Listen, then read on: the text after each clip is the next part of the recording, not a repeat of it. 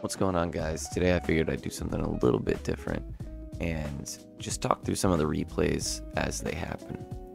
Now, quickly, here is the list I'm actively using now. This is a hybrid first or second list. Just quickly, I found that things like Imperm and Ash and Valor, just single interruptions weren't enough to stop my opponents from setting up pretty competent inboards. So I've opted for a more board breaker approach. I feel like I get a lot more value out of it. I'm much stronger going second. I will admit that you probably lose harder when you do brick going first, just because like you don't have anything to do to stop your opponent with the bricks in your hand once you pass. Now, that being said, like you're gonna go second way more often than you're going to be in a brick going first circumstance. So, you know, that's why I've kind of adjusted the way I have. So here we have our first replay. And I'll probably pause and stop and things like that. So let's go ahead and dive in. I'm gonna go ahead and fast forward the opponent's turn. So right off the bat, we're seeing Kashtira. Joy. Nothing in my hand that I can immediately play with. So I'm thinking like, all right, Kashtira's average inboard. I'm thinking the Shangri or something like that. And no, instead it's I guess a bad hand or something. I don't really know what happened. It looks like he's playing tier limits with it. Special summoned. He activated it.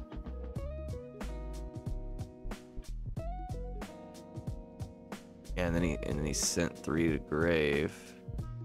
Yeah, I think he maybe screwed up. I'm not sure, but regardless, so right in front of us we have what we have. An SP Knight and Kashtira Birth. So what are the interruptions? A banish as soon as I use an effect.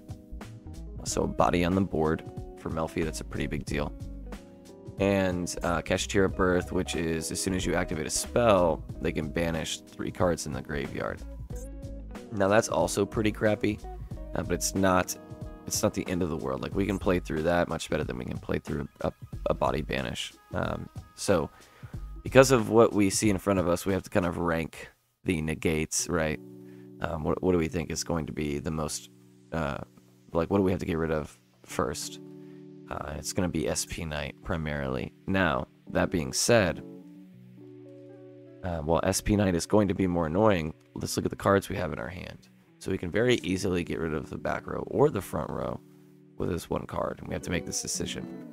However, we don't have a whole lot of back row options in general, while we do have a decent amount of front row options.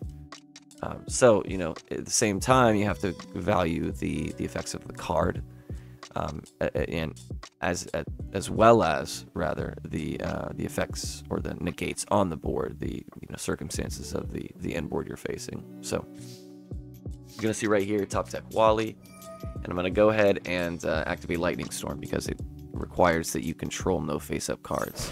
So you're always going to want to make sure that you don't overthink your plan and then accidentally Lightning Storm second or something like that, or evenly with bodies on board. Or it just yeah, those are one very simple thing.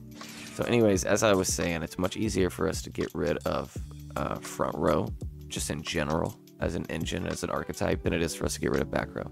So I opted to use the Lightning Storm for back row removal. And I figured, okay, off the obedience, I could go into something like Merry Melffy's, right?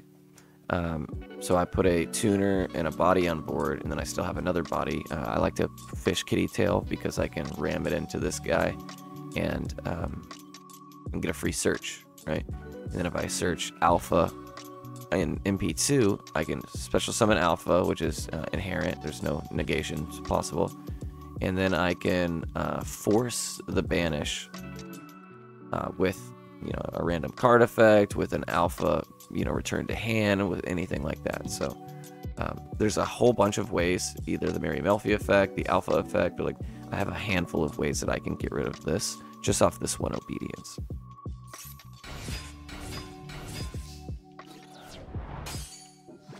So yeah, as I said, Crash Kitty Tail, one of my favorite moves. MP2, you grab the alpha, I actually pull staring contest here, or I hit staring contest here. And the reason for that is twofold. The first is that Alpha is capable of triggering Penny.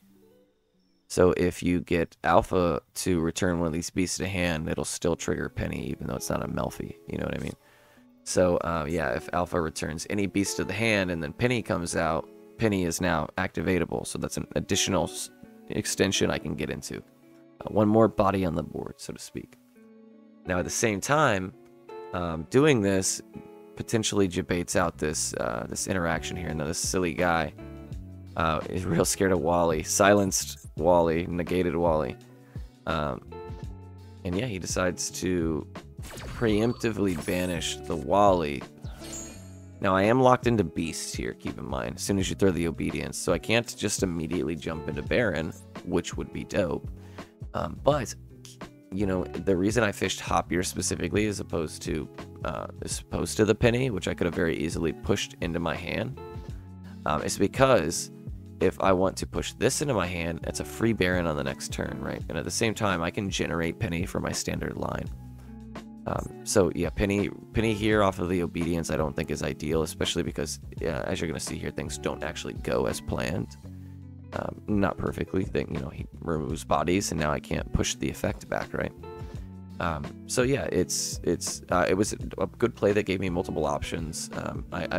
Lately I've been pulling a lot of Hopier off of Obedience, just because like if that ends up being the card in the graveyard to fish off of Pony, it's a lot easier for that to get CBG'd than your Penny, which, you know, you will ideally be moving back and forth with Pony constantly. So yeah, I mean, you don't like losing either, but I feel like Penny gives you at least a semblance of a play, because if you have nothing on board, you can still create something on board from just your hand, right? So yeah, anyways. Fish Penny, replace the Wally. He gets scared. He banishes Wally, which, first of all, is another thing. When Wally gets banished by SP Knight and it comes back, it's no longer negated. So that Wally is basically a free Wally, right? I know that as soon as I go to end phase, I'm gonna get a free unnegated Wally back, right, for the next turn, which is, I mean, that's like the whole engine. So keep that in mind as I'm making these plays here. You're going to notice a lack of Melffys on board, which is something I very, very rarely do. You always want to have a Melffy on board pretty much at any given time. And if you are making like Joyous or something like that, and there's 3 Melffys, you want to leave the Melffy that you think is like, if they throw Interruption, if they throw Gamma, if they throw something like that, what's going to give you the biggest impact? There's some Summon from the Graveyard effect. There's some, you know, whatever nonsense. You know, all these silly meta decks be doing. You can have some kind of additional leg, right? Because that's, as Melffys, we very, very, very poorly extend. And right now in the meta, all the meta decks extend very, very well. So your first and foremost should always be like, how can I get more bodies on board? If I'm going to take an action, how can I get more bodies on board? Because bodies, this is like Zoo in Magic, if anybody's ever played that archetype, where you just want to flood. That's you. Bodies are your resources, and as many as you can get on the board at any given time is always going to be one of your best options. So with that being said, I don't put any Melffys up during this line that I take, because I know the SP Knight Banish is going to bring me back a fresh Wally for the next turn. So I'm basically set, right? I got an open board, an MP2, a Wally I know is coming back, got Stary Contest popping here, and it's looking great. It's royal. I know you guys see that. And let's see what happens. Pero in the graveyard, one of my favorite cards. Go on Master Duel Meta and look up the usage of that card, and you're going to see nothing but my name. Melffy of the Forest. Now, why did I hit this? What was I about to fish? Well, really anything. But first, I wanted to see, because I did have the field lighting up, I wanted to figure out what the heck was going on. So I knew that he had something in his hand. He must have had the toggle to on, because he was, yeah, I don't know what was going on. I didn't think it was Gamma, though, to be honest. But that was a bit unfortunate.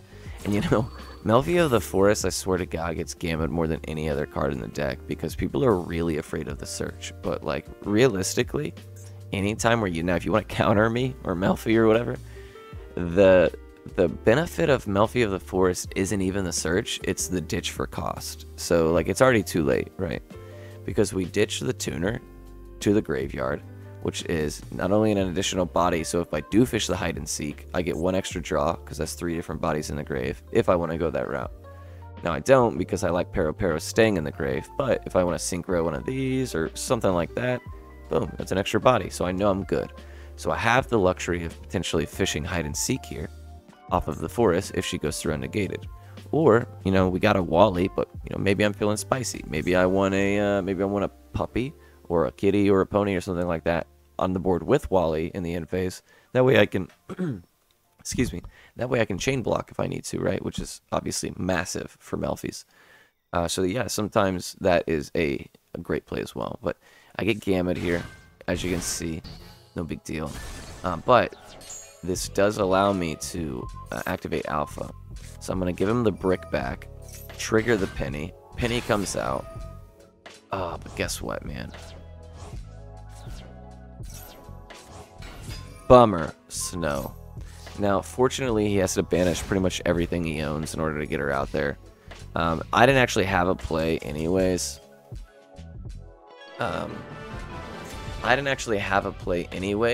On the... like the penny. I was just an extra body on the board, to be honest.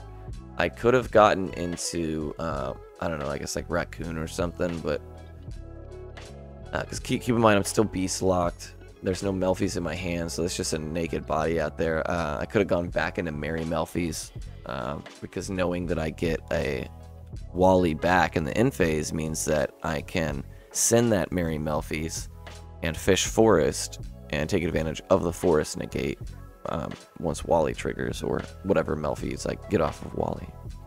So that's just an extra piece of extension for the next turn. It's kind of where I was going.